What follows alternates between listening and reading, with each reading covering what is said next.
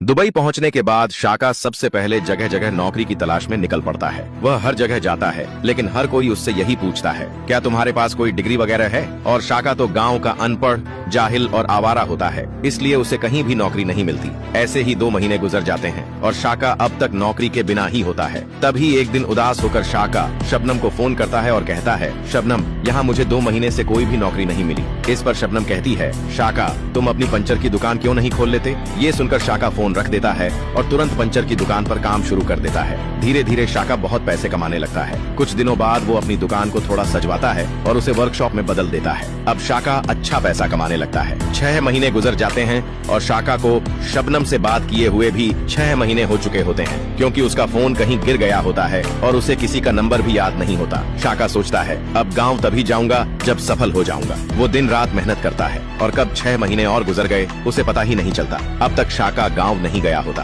दूसरी तरफ बशेरा शीदालाल से कहता है, मुझे नहीं लगता कि वो शाका अब वापस आएगा। इस पर शीदालालू कहता है, हाँ, मुझे भी यही लगता है। अब तो 8 महीने हो गए हैं, शाका न तो आया और न ही कोई फोन किया। शीदालाल जबरदस्ती शबनम की शादी बशीरालाल से करवा देता है। शादी के बाद बशीरालाल तो बहुत खुश होता है, लेकिन शबनम अंदर ही अंदर टूट चुकी होती है। पर शादी हो चुकी होती है, इसलिए वो अपना दर्द भूलकर बशीरालाल के साथ रहने लगती है। उधर जब 1 साल बाद शाका गांव लौटता है तो वह बहुत अमीर आदमी बन चुका होता है। वह शीदालाल से पूछता है, शबनम कहाँ है? देखो, मैं अमीर बनकर लौट आया हूँ। इस पर शीदालाल कह रहे, शाका, मैंने तुम्हारा 6 महीने तक इंतजार किया था, लेकिन तुम्हारा कोई पता नहीं चला, इसलिए शबनम की शादी बशीरालाल से करवा दी। ये सुनकर शाका के होश उड़ जाते हैं। फिर गुस्से में कहता है, अब मैं किसी को जिंदा नहीं छोड़ूंगा, मेरे साथ धोखा हुआ है, और वह वहां से चला जाता है। अब सवाल ये है, क्या शाका अपना बदला लेगा या नहीं? अगला पार्ट देखने के लिए लाइक और